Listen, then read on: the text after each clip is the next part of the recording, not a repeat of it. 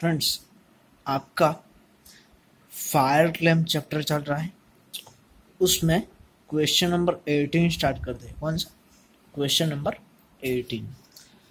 उसमें क्या बोला फ्रेंड्स, फायर कब लगी है? 31 मई को फायर लगी और गुड्स डिस्ट्रॉय हो गया। और फ्रेंड्स, लास्ट ईयर एंडेड 31 दिसंबर 2010 तक की trading and profit and loss account, trading account की उन्होंने इंफॉर्मेशन दे दी और उसके बाद कुछ पैराग्राफ में इंफॉर्मेशन दी। और उस पैराग्राफ में क्या बोला फ्रेंड्स,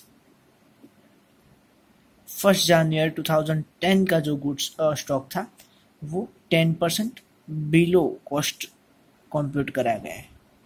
किससे फ्रेंड्स? 10% below cost. एंड बाद में क्या बोला friends, however the practice was changed and stock on 31st December 2010 was valued at 10% above cost। Friends, ये ओपनिंग स्टॉक जो दिया है वो कॉस्ट पे नहीं लिया तो हमें कॉस्ट में कन्वर्ट करना पड़ेगा, और क्लोजिंग स्टॉक जो दिया वो भी फ्रेंड्स कॉस्ट वैल्यू पे नहीं दिया तो हमें वो भी कॉस्ट वैल्यू में कन्वर्ट करना पड़ेगा। और उसके बाद बोला फ्रेंड्स कि after the accounts of 2010 were audited, it was found that purchase of office equipment of rupees 4,000 was wrongly included in the figure of purchase given above। Friends, ये purchase की जो वैल्यू दी हुई है 4,25,000 की, उनमें रॉन्गली उन्होंने 4,000 का मशीन इक्विपमेंट जो परचेज किया है वो इंक्लूड कर दिया है। तो हमें क्या करना होगा, अब डिडक्ट करना होगा। ओके, तो फ्रेंड्स, इसमें से हम पास्ट ईयर का या लास्ट ईयर का ट्रेडिंग अकाउंट प्रिपेयर कर लेंगे। उसके बाद फ्रेंड्स, करंट ईयर का इंफॉर्मेशन दिया, परचेज दिया 3 लाख का, सेल्स दिया 4 लाख का, और उसमें बोला excluding goods sent on sale और रिटर्न बेसिस, और कुछ इंफॉर्मेशन और दी। During January to May 2011 goods of the cost price 40,000 were sent to customer on sale or return basis. On the date of fire, customer had approved half of the value of the goods sent. The gross profit margin charged on the above is the normal margin. The salvage value of goods is 10,000. Calculate the amount of claim submitted to the insurance company. Okay friends, अब हम example compute कर लेते हैं। Friends, यहाँ हमें first of all opening stock की value compute करनी है। तो फ्रेंड्स, उन्होंने जो बोला इस तरीके से हम कंप्यूट कर लेते हैं। तो उन्होंने बोला फ्रेंड्स यहाँ 10% बिलो कॉस्ट है। तो फ्रेंड्स, हम सपोज करते हैं, यहाँ मैंने पहले से कुछ लिख रखा है, उसके कैलकुलेशन कर ले। Note number 1, calculation for opening stock. तो फ्रेंड्स, यहाँ इस तरीके से होगा। Suppose cost is ₹100। कितने friends? ₹100। Friends, less at the rate 10%, क्योंकि बिलो कॉस्ट करनी है फ्रेंड्स, बिलो कॉस्ट कंप्यूट करिए। तो कॉस्ट कितनी friends? 100 below cost 10%।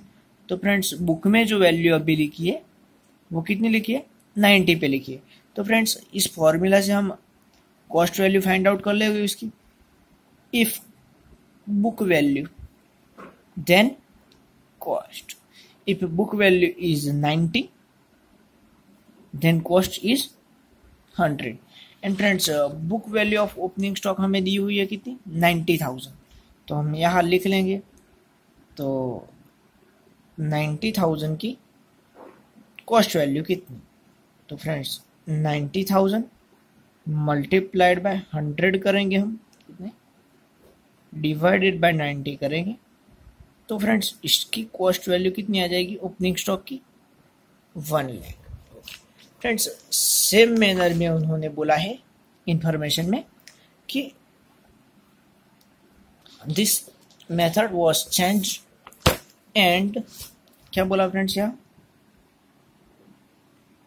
This practice was change and stock on 31st December 2010 was valued at 10% above cost. Means friend उन्होंने cost से ज्यादा compute करा। तो फ्रेंड्स हमने लिख लिया calculation for closing stock. Okay,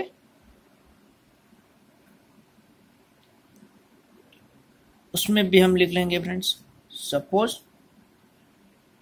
cost कितनी फ्रेंड्स, कॉस्ट की value 100 plus at the rate 10% it comes to ₹10 110। Friends इस तरीके से बुक वैल्यू दी है वो 110 रुपीज दी है और इसकी कॉस्ट वैल्यू कितनी है 100।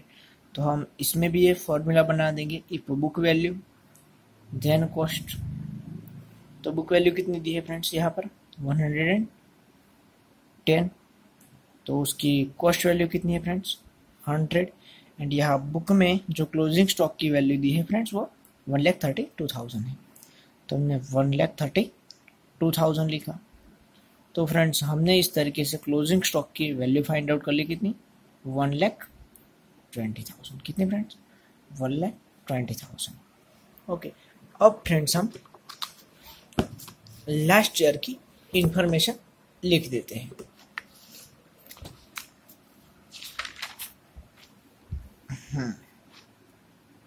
ओपनिंग स्टॉक हमने फाइंड आउट कर लिया कितना friends 1 lakh rupees. Okay, purchase कितना दिया हुआ है फ्रेंड्स वो देख लेते हैं। परचेज दिया फ्रेंड्स 4,40,000 का। तो फ्रेंड्स हमने यहाँ इनर कॉलम में लिखा 4,24,000, क्योंकि फ्रेंड्स यहाँ इंफॉर्मेशन दी कि 4,000 का जो इक्विपमेंट रॉन्गली ये परचेज में इंक्लूड किया है। फ्रेंड्स यहाँ गुड्स का जो हमें परचेज किया होता, जो हमारा ट्रेडिंग है वही आता है फ्रेंड्स, ऐसा इक्विपमेंट यहाँ पर नहीं आता। तो फ्रेंड्स 4,20,000 हमने आउटर कॉलम में लिख लिया। क्या फ्रेंड्स 4,20,000 आउटर कॉलम में लिख लिया। फ्रेंड्स हमारा सेल्स कितना हुआ है यहाँ पर लिखा हुआ है 5 लाख। तो फ्रेंड्स हमने सेल्स लिख लिया 5 लाख। ओके, एंड फ्रेंड्स हमारा ग्रोस क्लोजिंग स्टॉक कितना आया है, क्लोजिंग स्टॉक आया है 1,20,000। टोटल कितना आया फ्रेंड्स 6,20,000।